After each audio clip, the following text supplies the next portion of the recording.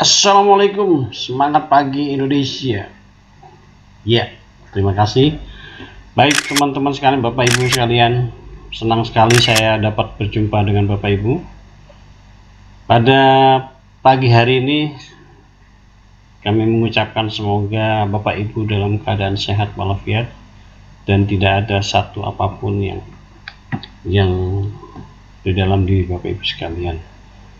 Semoga sukses dan sukses. Itu harapan kami dan aktivitas Anda hari ini berjalan dengan lancar dan baik.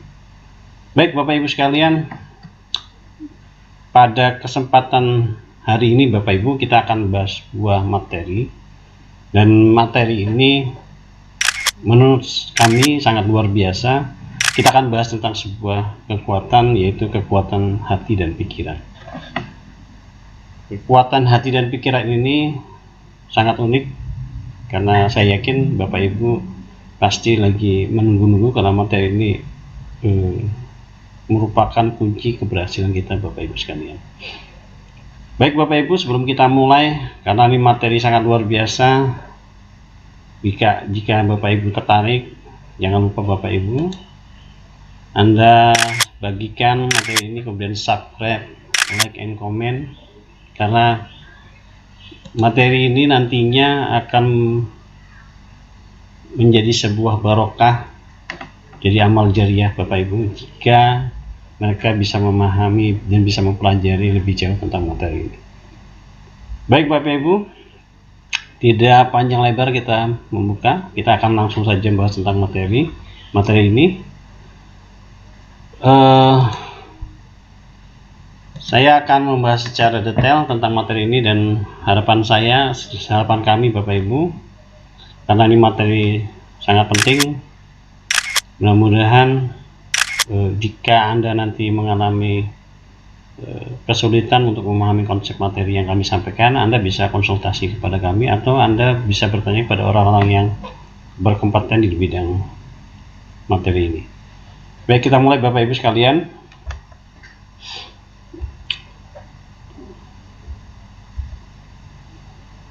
Saya boleh sedikit saja, saya akan memperkenalkan diri saya Helmi, dan saat ini saya bertempat tinggal di Geraha Bintaro, Tangerang Selatan. Ini beberapa aktivitas kegiatan kami, dan mudah-mudahan kegiatan ini semuanya hanya berbagi. Jadi mudah-mudahan Bapak Ibu sekalian, dengan komunitas MBGS ini Anda dan kami bisa bekerja sama untuk berbagi.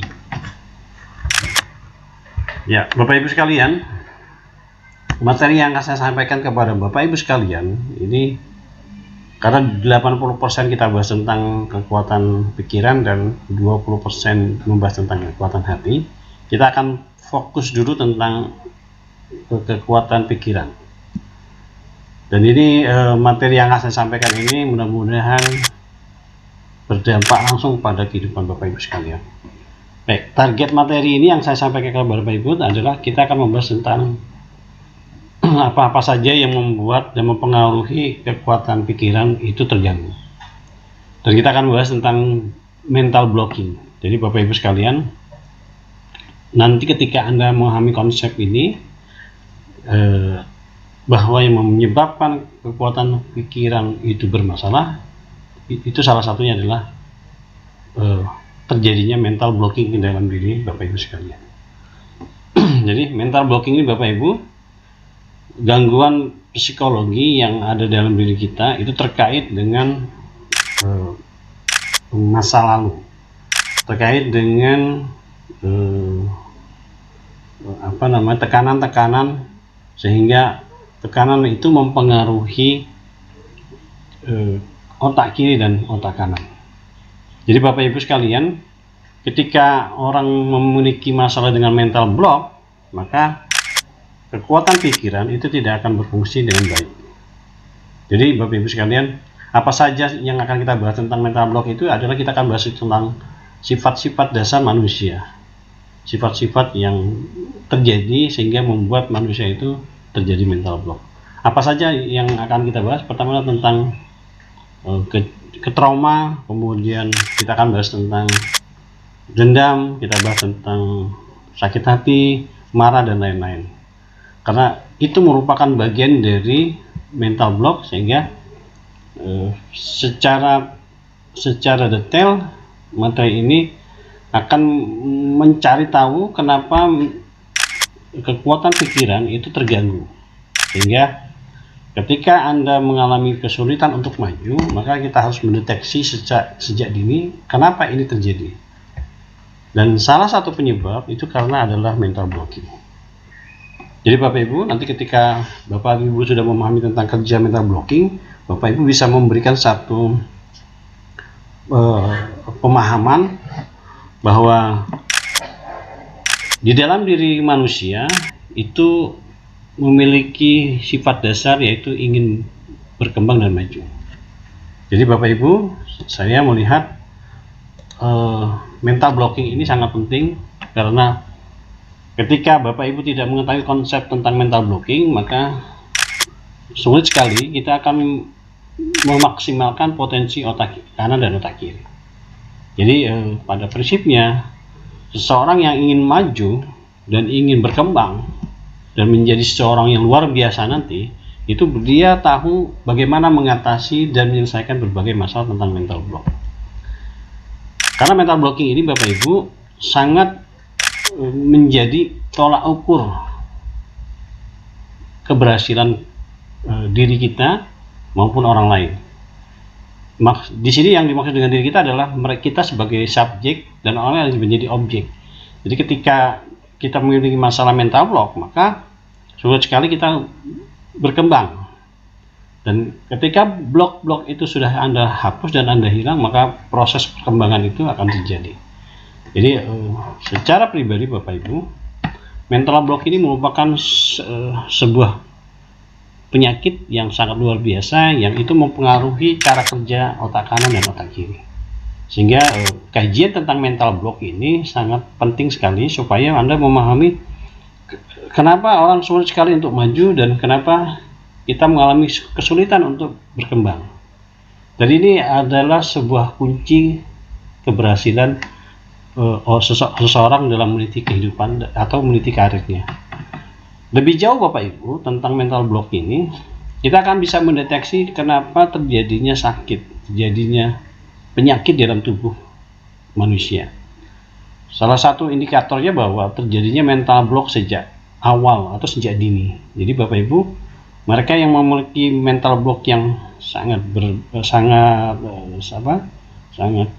tidak baik akan mempengaruhi proses perkembangan, proses pertumbuhan untuk menjadi lebih baik Bapak Ibu sekalian. Baik Bapak Ibu, kita akan mulai saja karena ini materinya sangat luar biasa Bapak Ibu. Ini jadi manfaat materi yang akan saya sampaikan pada Bapak Ibu sekalian ini sangat luar biasa. Kita akan bahas secara menyeluruh tentang kekuatan hati dan kekuatan pikiran. Kemudian Bapak Ibu, supaya Bapak Ibu bisa memahami tentang kerja otak kiri dan otak kanan, maka kita akan coba membahas secara rinci, secara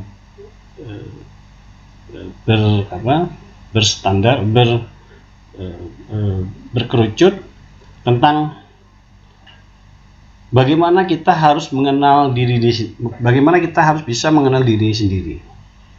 Nah, karena penting Bapak Ibu, ketika mental block ini sudah ada, kita harus juga tahu siapa sih diri kita ini, siapa sih saya, siapa Anda. Dan ini penting penting sekali buat kita bisa melakukan kajian tentang mental block. Baik Bapak Ibu, kita mulai dari masa kecil. Nah, perlu diketahui Bapak Ibu sekalian bahwa ternyata mental block itu dimulai dari sejak dini. Artinya sejak umur bayi 0 tahun itu sudah mulai terjadinya mental block. Nah, dari mana munculnya mental block? Itu dari kedua orang tuanya. Jadi Bapak Ibu, biasanya kalau orang tuanya mengalami gangguan masa lalu yang kurang baik, itu mempengaruhi sang bayi, mempengaruhi masa kecil anak tersebut, sehingga masa kecil ini sangat menentukan apakah kita memiliki, nantinya mereka akan memiliki kehidupan yang lebih baik atau tidak. Itu ditentukan tentang tentang kehidupan, pernak-pernik kehidupan masa kecil atau masa lalunya. Dan mental block ini Bapak Ibu sudah tercipta sejak dimulai dari lingkungan, dan itu dimulai dari orang tuanya Bapak Ibu. Nah, jadi orang tua yang memiliki masa lalu yang kurang baik, memiliki sifat dasar dendam, trauma, benci dan lain-lain, termasuk trauma dan lain-lain, itu sangat mempengaruhi masa depan anak tersebut. Jadi Bapak Ibu, kajian tentang mental block itu terkait dengan, kalau masih dalam proses masa kecilnya, itu terkait dengan orang tua dan anak tersebut. Jadi orang tua yang baik akan menghasilkan anak yang luar biasa, dan sebaliknya Bapak Ibu, orang tua yang tidak baik akan menghasilkan anak yang tidak baik. Sehingga Bapak Ibu, masa kecil itu menjadi salah satu tolak ukur kita untuk mendeteksi apakah masa depan anak itu memiliki kehidupan lebih baik atau tidak. Jadi Bapak Ibu, masa kecil. Nah, lebih jauh Bapak Ibu, di usia masa kecil itu di antara 2, 3, 4, 5 tahun itu mereka sudah mulai merasakan interaksi antara orang tua dan anak. Jadi Bapak Ibu, ketika anak sudah mulai belajar tentang kehidupan dan orang tuanya lah yang memberikan proses pembelajaran itu, mereka akan berinteraksi antara orang tua dan anak. Jadi Bapak Ibu, ketika orang tua memberikan satu komunikasi kepada anaknya, itu sangat mempengaruhi pola dan cara kerja, pola serta sikap atau sifat dasar dari anak tersebut. Jadi kalau orang tuanya memberikan pendidikan yang kurang baik atau memberikan contoh yang tidak baik, maka akan berdampak langsung kepada anak tersebut. Dan Bapak Ibu sekalian, banyak kasus yang timbul terjadinya mental block di masa kecil. Jadi sifat dasar orang tua itu mempengaruhi sifat dasar anak. Jadi kalau sifat dasar orang tua adalah pemarah, pembenci, keras, kemudian dan lain-lain, itu mempengaruhi anak itu apakah menjadi lebih baik atau tidak. Sehingga Bapak Ibu sekalian, jadi kita harus berhati-hati memberikan satu proses pembelajaran kehidupan bagi anak yang Anda inginkan supaya menjadi lebih baik. Jadi orang tualah merupakan kunci keberhasilan atau kunci kehidupan mereka menjadi lebih baik. Itu ditentukan oleh masa kecil yang baik, dari sifat-sifat dasar orang tua yang baik, dari karakter orang tua yang baik, dan konsep hidup orang tua yang baik. Itu mempengaruhi masa depan anak tersebut. Jadi Bapak Ibu sekalian, masa kecil itu merupakan kehidupan yang sangat menyenangkan, merupakan kehidupan yang sangat penuh dengan eksperimen, penuh dengan uji coba, penuh dengan gejolak kehidupan. Jadi Bapak Ibu, bagaimana kita bisa mempengaruhi, bagaimana kita bisa membuat karakter yang terbaik buat anak kita, itu ditentukan bagaimana kita bisa memberikan sesuatu yang terbaik kepada anak tersebut. Jadi Bapak Ibu sekalian, Ketika Bapak Ibu sudah memahami konsep ini, maka kita harus berhati-hati memberikan stimulus, memberikan semacam tindakan perilaku yang membentuk karakter anak tersebut. Jadi Bapak Ibu,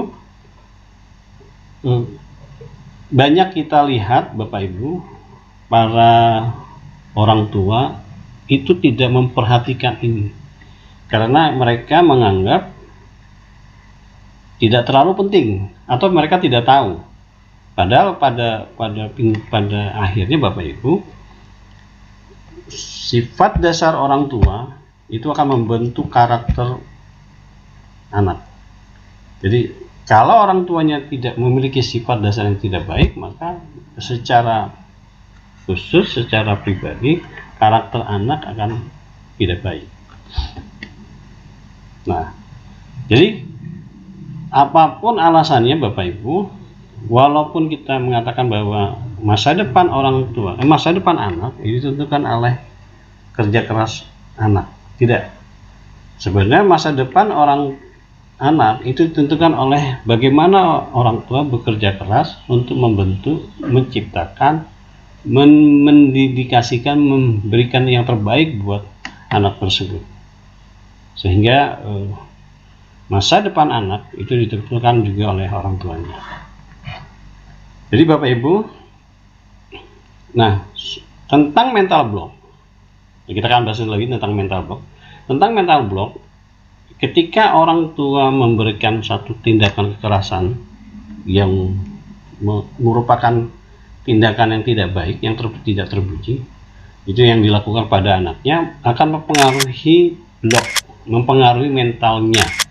Jadi Bapak Ibu, kalau Bapak Ibu suka memukul, suka mencaci, suka memberikan kekerasan kepada anak tersebut, maka anak tersebut akan membentuk karakter yang sama yang apa yang Bapak Ibu lakukan. Jadi saya memiliki kasus ini mungkin orang tuanya tidak sadar atau mungkin orangnya tidak tahu, pernah melakukan tindakan kekerasan pada anaknya kira-kira di usia 4-5 tahun yang lalu. 4-5 tahun usia anak tersebut, orang tuanya pernah melakukan tindakan kekerasan dengan melakukan pemukulan. Dan Bapak Ibu sekalian, ketakutan anak itu sampai di usia dewasa, sehingga terjadilah dendam yang tidak ada ujungnya, dendam kesumat antara anak dan orang tua. Pemicunya cuma sederhana Bapak Ibu, orang tua melakukan tindakan kekerasan itu membuat anak itu menjadi takut dan trauma. Nah, kenapa itu tercipta? Karena Bapak Ibu, otak kanan itu mudah sekali menerima sinyal yang diberikan oleh lingkungan, dan itu ditunjukkan dengan aksi. Jadi ketika bapaknya mau memukul, anak tersebut menarik napas. Jadi mesti waspada Bapak Ibu, mesti hati-hati. Ketika Bapak Ibu ingin melakukan kekerasan pada anak, lihat wajahnya. Ketika dia tarik napas, kemudian Bapak melakukan pukulan, nah di situ terjadilah mental block. Jadi Anda perhatikan, anak itu tarik napas, kemudian Anda pukul, maka dari awal Bapak menarik kayu atau alat yang dipakai untuk memukul, sampai dia dipukul, itu terekam oleh otak kanan. Nah, itu bahaya sekali Bapak Ibu, dan itu akan berdampak sekali terhadap terhadap masa depan anak tersebut. Karena orang tua sudah memberikan contoh yang tidak baik. Jadi trauma, takut itu sudah dimulai dari sejak dini. Jadi jangan coba-coba Bapak Ibu untuk melakukan tindakan kekerasan pada anak, karena itu akan mempengaruhi otak kanannya. Itu yang pertama. Dan kasus-kasus yang lain Bapak Ibu banyak sekali. Misalkan kedua orang tuanya melakukan tindakan kekerasan yang dilakukan oleh kedua belah pihak, itu sangat mempengaruhi karakter si anak. Jadi orang tua sering berantem, kemudian berkata-kata tidak baik, itu anak merekam. Apalagi tindakan itu dilakukan di depan mata anak tersebut, dan anak tersebut menunjukkan reaksi, misalkan nangis atau menjerit sampai dia tarik nafas, nah itu menjerit dan menangis. Secara tidak langsung anak itu menyimpan satu sifat yang tidak baik yang dilakukan oleh orang tuanya, dan anak tersebut bisa mencontoh, dan luar biasanya Bapak Ibu, itu sudah terjadi mental block. Jadi anak melihat, kemudian mereka merekam. Nah, jadi intinya Bapak Ibu harus hati-hati ketika ingin melakukan suatu tindakan di depan anak. Jadi kalau misalkan Anda mau marah, mau kesal, jangan pernah dilakukan di depan anak tersebut. Jadi ketika Anda memukul dan anak itu menarik nafas, maka disitulah terjadi mental block. Jadi indikatornya tarik nafas ya. Jadi nah, itu sudah terjadi otak kanan. Jadi otak kanan sudah mulai bekerja. Ini yang perlu Anda ingat. Hati-hati Anda melakukan tindakan-tindakan seperti itu, karena itu akan mempengaruhi terhadap anak tersebut. Lebih jauh kita akan bahas, dan kita akan bahas lagi tentang, nah, jadi Bapak Ibu masa kecil mungkin panjang ya, akan bahas, tidak bisa 1-2 jam, tapi saya hanya 10 menit saja tentang masa kecil. Nah, berikutnya adalah masa remaja. Nah, ini Bapak Ibu, banyak orang mengatakan masa remaja masa yang penuh dengan keindahan. Ini buat remaja-remaja sekarang ini luar biasa, karena ujian mereka sangat luar biasa. Perlu kita ketahui bahwa masa remaja itu dimulai dari usia anak itu sudah balik sampai umur 17 kurang lebih ya. Jadi masa remaja yang penuh dengan keindahan, kasih sayang, dendam, macam-macam. Nah, Bapak Ibu sekalian, ternyata masa remaja itu termasuk wilayah terjadinya mental block.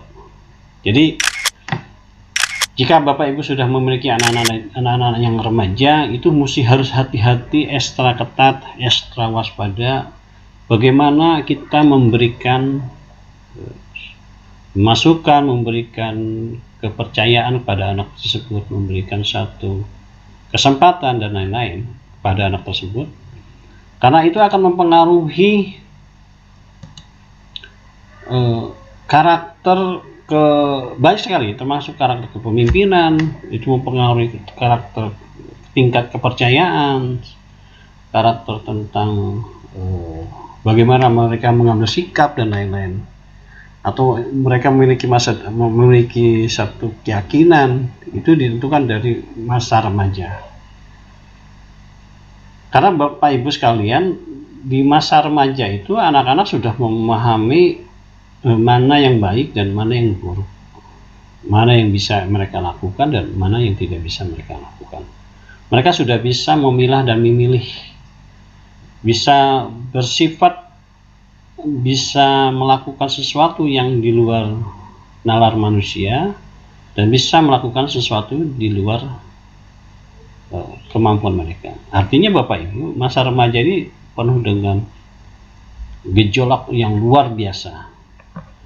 Nah, di sini Bapak Ibu, karakter atau sifat dasar remaja itu sangat dipengaruhi oleh kerjasama orang tua untuk membentuk karakter-karakter yang diinginkan oleh mereka.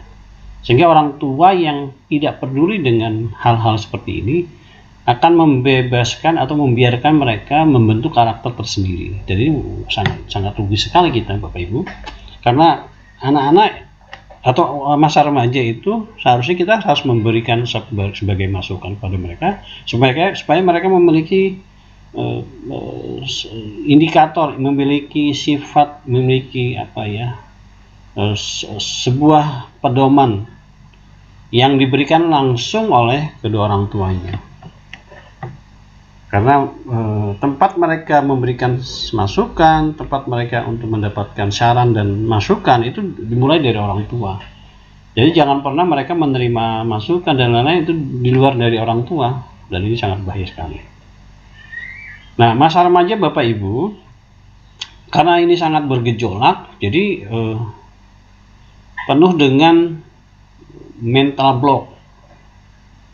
Nah, ini kasus yang saya akan sampaikan kepada Bapak Ibu, ini terkait dengan mereka yang misalkan nih contoh Bapak Ibu, karena masa remaja itu asik, unik, dan sangat romantis. Jadi masa remaja misalkan mereka melakukan hubungan antara laki-laki dan wanita. Mereka menjalin suka sama suka, memberikan satu perhatian. Nah, ini perlu diwaspadai Bapak Ibu sekalian, karena di situ akan terbentuk karakter atau terbentuk mental block. Jadi banyak orang yang memiliki kekecewaan, kemudian dendam, itu dimulai dari hubungan antara laki-laki dan wanita. Jadi mereka yang punya masa remaja yang di luar kemampuan orang tua, artinya di luar kontrol orang tua, itu akan memberikan mental block atau terciptanya mental block dari orang lain. Dan biasanya itu terjadi pada pasangan. Jadi kalau misalnya anak Bapak Ibu sekalian laki-laki, berarti sama wanitanya. Kalau dia wanita, berarti sama laki-lakinya. Kecewa itu bagian dari mental block. Jadi Bapak Ibu, kecewa, benci, marah itu bagian dari mental block. Dan di masa remaja itu hal-hal yang tadi saya sebutkan itu mulai tercipta, mulai mewarnai kehidupan remaja. Nah, karena ini merupakan sifat dasar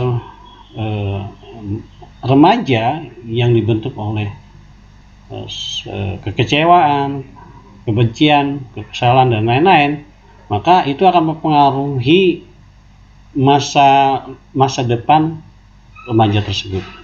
Jadi Bapak Ibu, mereka yang ingin berkembang dan maju di masa remaja itu harus diarahkan pada hal-hal yang positif.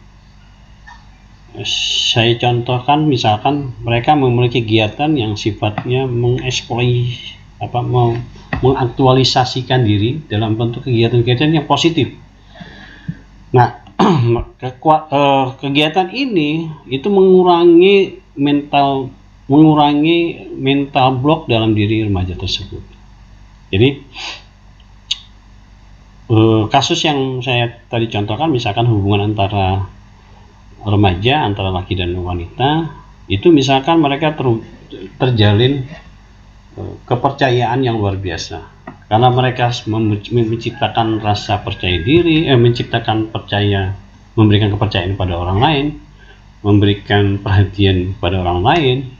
Nah, yang dikhawatirkan Bapak Ibu, ketika kekecewaan itu, perhatian itu dinodai, maka disitulah mulai terjadinya mental block. Jadi Bapak Ibu, banyak orang mencari perhatian di luar orang tuanya disebabkan karena tidak ada perhatian dari orang tua. Jadi Bapak Ibu sekalian, kami perlu garis bawahi bahwa di masa remaja, gejolak dan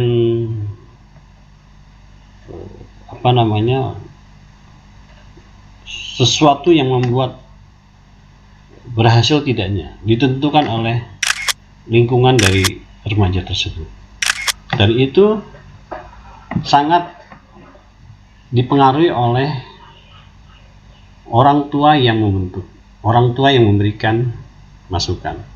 Jadi Bapak Ibu, peranan orang tua terhadap remaja itu menentukan keberhasilan anak tersebut. Jadi karena kita akan bahas tentang mental block, jadi kekecewaan, kesal, marah, dan benci di saat remaja itu sangat ditentukan oleh komunikasi antara orang tua dan anak. Dan itu dimulai dari hubungan mereka terhadap pasangannya. Jadi kalau maksudnya mereka pasangan itu maksudnya terjadi perhatian terhadap anak tersebut dengan pasangannya, misalkan dia laki-laki dengan perempuannya, perhatian dan lain-lain. Nah, karena ini merupakan proses pembelajaran tentang bagaimana mereka memiliki kepercayaan, memiliki keyakinan, memiliki perhatian dan lain-lain, maka kita sebagai orang tua harus mampu memfilter jika terjadi sesuatu yang tidak diinginkan.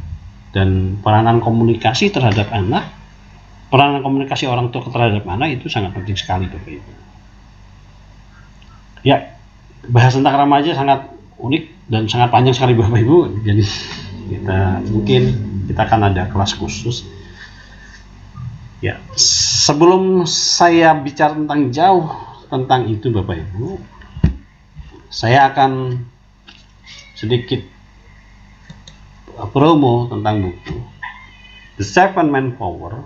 Buku ini membahas tuntas tentang yang tadi saya bahas. Buku ini membahas tentang masa kecil, kemudian remaja dan dewasa, kemudian sehingga terjadilah mental block. Nah, buku ini luar biasa menceritakan tentang kisah-kisah orang-orang yang mengalami masalah dengan mental block.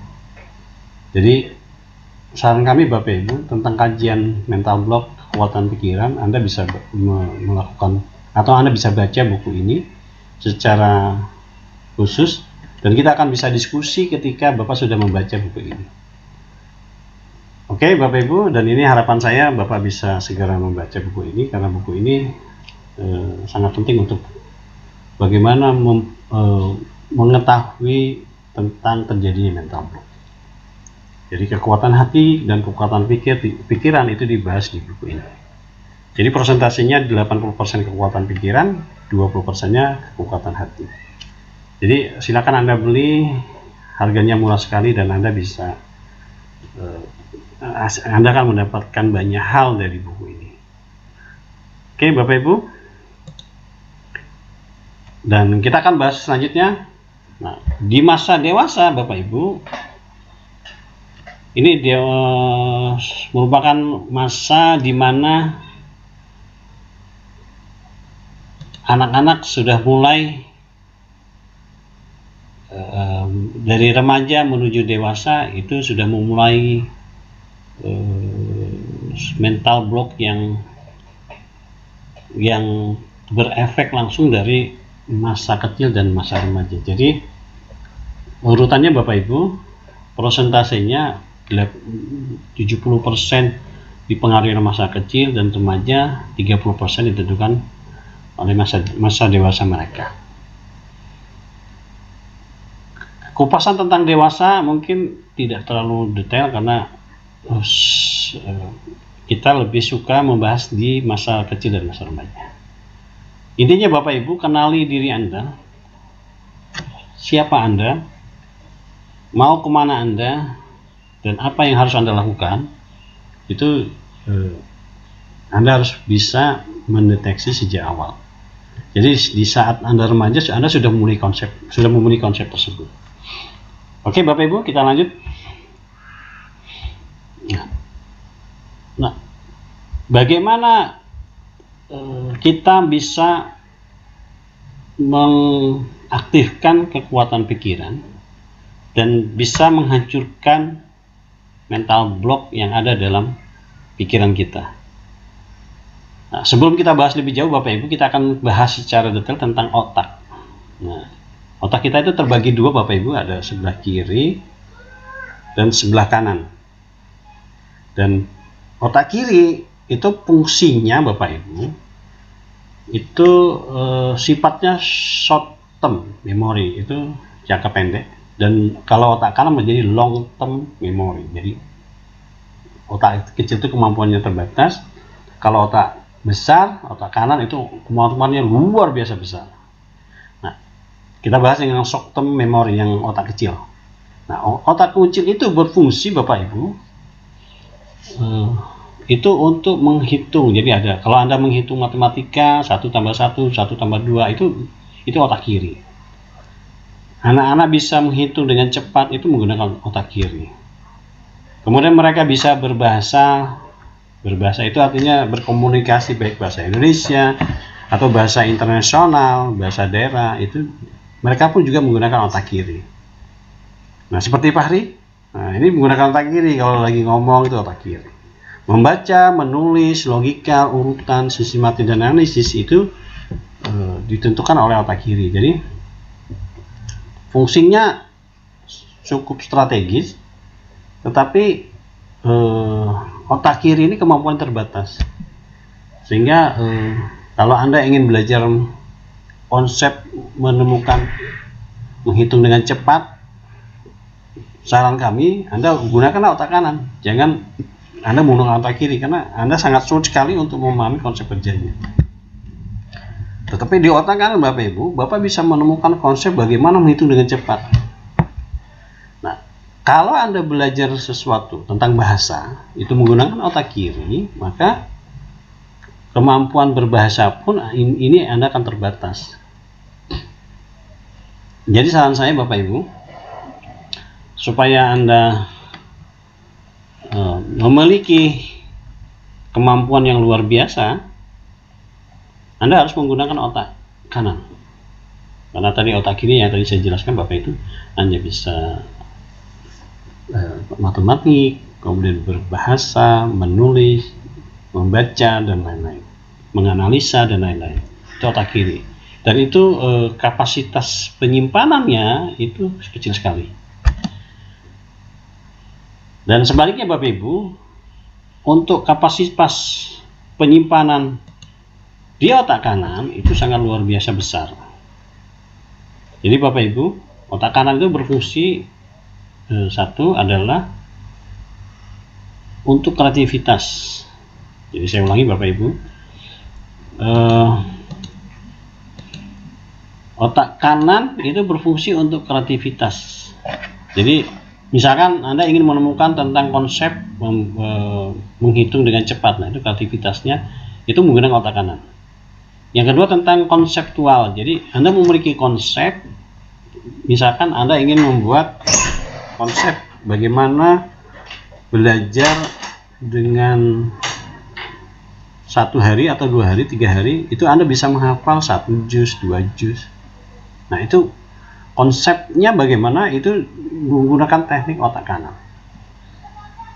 Bahkan inovasi, gagasan, dan bagaimana Anda bermusik, berirama, dan bahkan Anda bermimpi pun itu di otak kanan. Jadi Anda memiliki keinginan besar, misalkan ingin menjadi seorang presiden, misalkan ingin menjadi miliarder, nah itu dikuatkan dengan otak kanan. Jadi otak kanan Bapak Ibu itu sangat luar biasa, long term memory sangat besar sekali, sehingga Bapak Ibu jika otak kanan ini dimaksimalkan maka hasilnya luar biasa. Nah, kita bahas yang tadi Bapak Ibu tentang mental blocking. Nah, mental blocking tadi itu disimpan di otak kanan. Jadi banyak kasus-kasus yang muncul, kecewa, marah, benci, dendam, trauma dan lain-lain itu tersimpan di memori otak kanan. Jadi kalau saya ambil contoh, ibarat kertas putih, kemudian Anda ada titik-titik, itu lebih banyak titik-titik nodanya itu di kanan, maka secara otomatis Anda punya masalah dengan otak kanan. kekecewaan, marah, benci itu lebih dominan muncul daripada kemampuan-kemampuan yang Anda miliki. Jadi intinya Bapak Ibu, ketika Bapak Ibu ingin menjadi orang besar, orang hebat, maka Anda harus mengetahui bagaimana menggunakan otak kanan. Dan jika ada masalah, Bapak Ibu, Anda bisa memperbaiki dengan teknik reinstall memori di otak kanan. Nah, jadi Bapak Ibu, Anda harus paham dulu kerja otak kiri dan otak kanan, dan bagaimana mereka bekerja. Nah, ini penting sekali, dan mudah-mudahan nanti kita akan diskusi lebih panjang. Dan yang paling penting Bapak Ibu, saya hanya ingatkan kembali, kita punya buku, dan ini dibahas Pak Ibu, dibahas secara detail tentang otak kanan dan otak kiri. Dan di buku ini Anda bisa baca tentang hal-hal yang tadi saya sebutkan, yang saya sampaikan kepada Bapak Ibu sekalian. Kembali ke materi Bapak Ibu. Jadi Bapak Ibu sekalian, jika otak kiri dan otak kanan itu dimaksimalkan fungsinya, maka hasilnya sangat luar biasa. Nah, Bapak Ibu sekalian, berdasarkan survei yang dilakukan oleh orang-orang terdahulu, bahwa ternyata di tahun 70 manusia menggunakan otak kanannya itu baru 0,1%. Jadi orang-orang jenius itu potensi yang mereka bangun, mereka lakukan, yang mereka pergunakan di tahun 70 itu kurang lebih sekitar 1,5%. Tapi hasilnya luar biasa, berdampak langsung pada kehidupan kita saat ini. Nah, di tahun 80, di hasil penelitian dikatakan bahwa baru 2-4% potensi otak yang baru digunakan.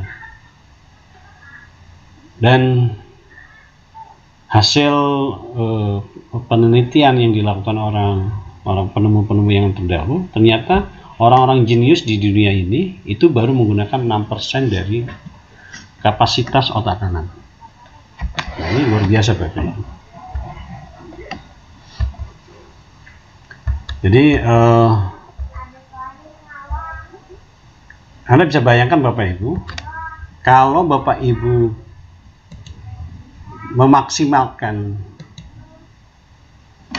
kemampuan dari otak kanan dan otak kiri secara maksimal, nggak usah banyak-banyak deh, 10% aja. Kalau tadi penelitian di 86%, 10% dari kapasitas otak kanan Anda digunakan untuk sesuatu yang lebih baik, maka hasilnya luar biasa.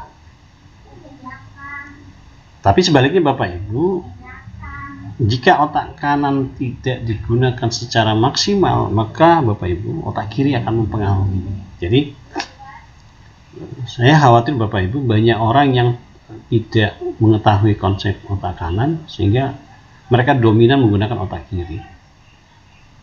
Jadi ini saya ambil contoh Bapak Ibu, ketika mereka ingin menyelesaikan kehidupannya dengan menggunakan otak kiri, itu biasanya ujung-ujungnya ada kekecewaan, marah, kesel, benci, itu ujung-ujungnya Pak. Tapi kalau misalkan di antara kita itu menggunakan otak kanan, maka hasilnya adalah inovasi, penemuan-penemuan baru, kemudian solusi dan lain-lain.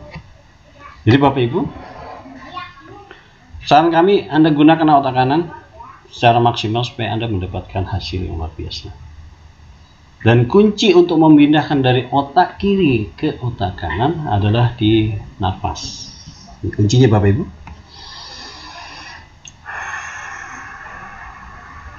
itu memindahkan otak kiri ke otak kanan. Jadi untuk memindahkan frekuensi dari otak kiri ke otak kanan itu menggunakan nafas. Jadi nafas yang baik, tarik nafas yang baik itu mempengaruhi frekuensi. Jadi Bapak Ibu, Anda bisa membuat sesuatu memberikan sesuatu yang lebih baik itu dengan cara melakukan tarik nafas. Oke Bapak Ibu sekalian, tentang materi ini kita akan lanjutkan di bagian kedua, dan mudah-mudahan materi ini akan berkelanjutan, dan kami yakin Anda mau belajar. Dan jika Bapak Ibu sekalian tertarik dengan materi ini, jangan lupa subscribe, like, and comment. Kemudian jangan lupa Bapak Ibu juga harus berbagi kepada orang lain. Yang jelas, sampai jumpa di puncak. Jangan lupa